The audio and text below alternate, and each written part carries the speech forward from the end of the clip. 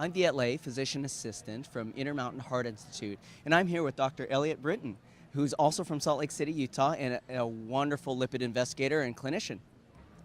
Well, we're here at American College of Cardiology, and actually there have been a few wonderful reports and sessions on lipids, including PCSK9, Lp(a), as well as the REDUCE-IT.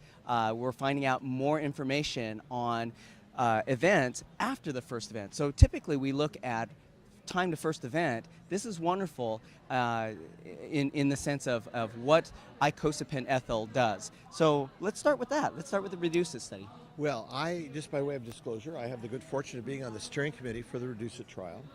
And we had fabulous results that were presented at the AHA last fall, but we've taken it a step further.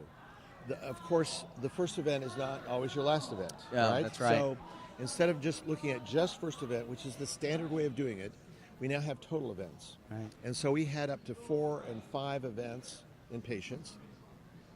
Looking at each event stepwise, we found actually a greater and greater event reduction.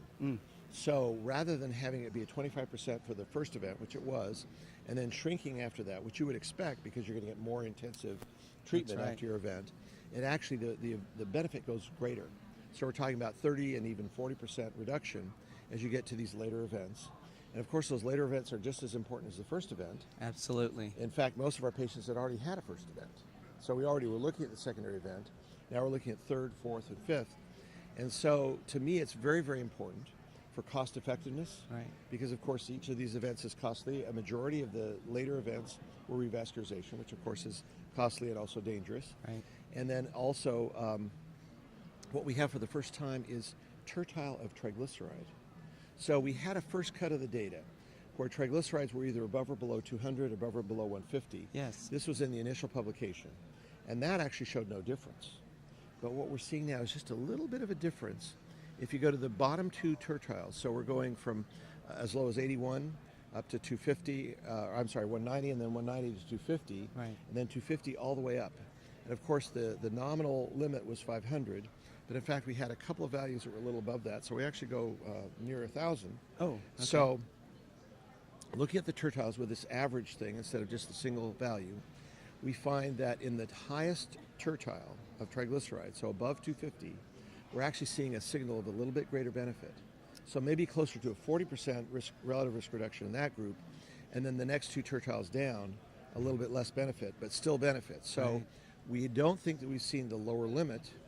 It was 135 was kind of the cutoff for the trial. Right. Probably works below 135, but then as you go even higher, The there may benefit be gets better. greater benefit. Yeah. So really, really exciting stuff. Big step forward from our old data. No, absolutely. And in my mind, the question that keeps coming back from my colleagues and the people that I talk to is, at what level really should we be starting icosapent ethyl or thinking about it? But the initial trial showed that there was benefit below that 200. And so I think that's still important. But even more important is this is also a triglyceride therapy. Yes. And triglycerides do tend to associate with outcomes, and we're seeing that. We are. So we're thinking it's not entirely triglycerides. Correct, yeah. We're certainly saying that it's got to be antiplatelet, antioxidant, anti-inflammatory, pro-endothelial, Sure. all those different things. But yes, triglycerides are in the mix. So if somebody has a triglyceride of 30 or 40, probably not a good idea to give them icosapent ethyl.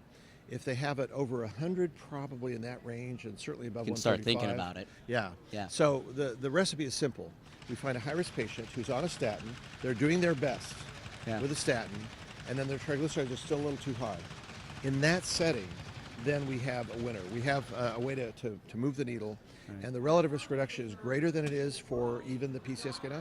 Right, which is so surprising to me, but I think it does speak to that pleiotropic effect. Yes. It's beyond those triglycerides.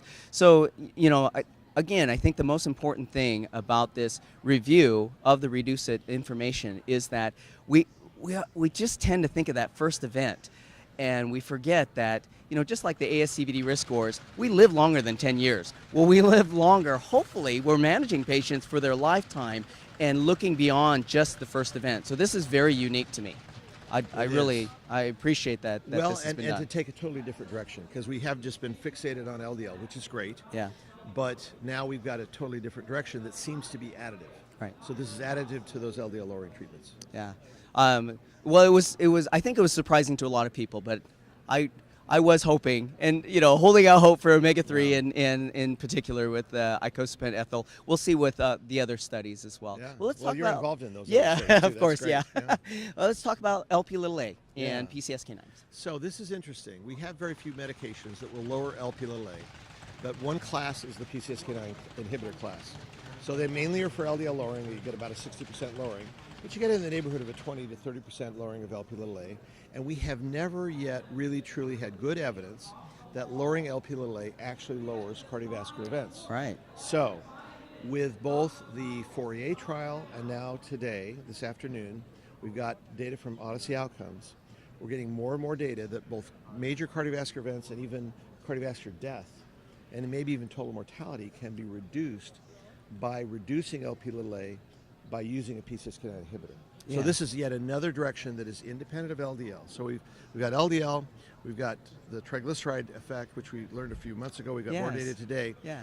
With today's and a recent publication and presentation, we're now also getting LP(a) as yet a third direction to go with treatment. No, this is exciting. I think folks were they were a little disappointed with the 2013 guidelines. It just felt like we were left with statins and we were left with LDL. And it was nice to see the updates, the interim update adding PCSK9 back in and ezetimibe. And I don't know that we necessarily updated our thought process beyond LDL. Here we are. We're looking at LP(a), and we're actually seeing targeting that therapy, targeting that biomarker.